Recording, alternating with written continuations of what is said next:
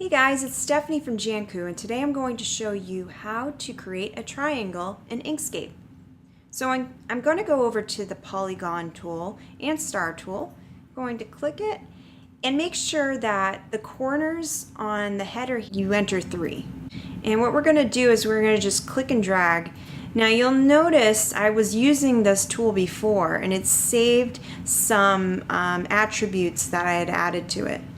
Let's bring it back to the triangle it should be.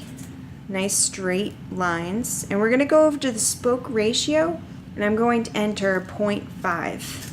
And on the rounded I'm going to enter 0.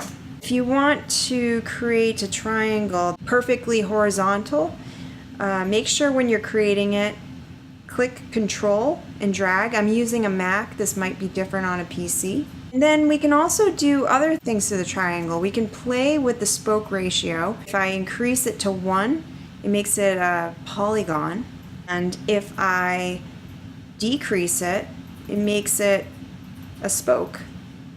We can round the corners here, but then there's other ways to round a triangle. So let's bring this back to 0. Let's go back to the spoke ratio, make it 0.5. So let's say we want these corners to be rounded, but we don't want to use the different attributes you can customize up here for the triangle polygon tool. I'm going to head over to the fill and stroke window, and since we already have a border, I don't have to add it, so I'm going to go to the stroke style, and I'm going to increase the width just so we can see what we're working with.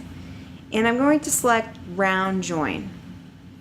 And if you look, you'll notice that it's a nice rounded corner.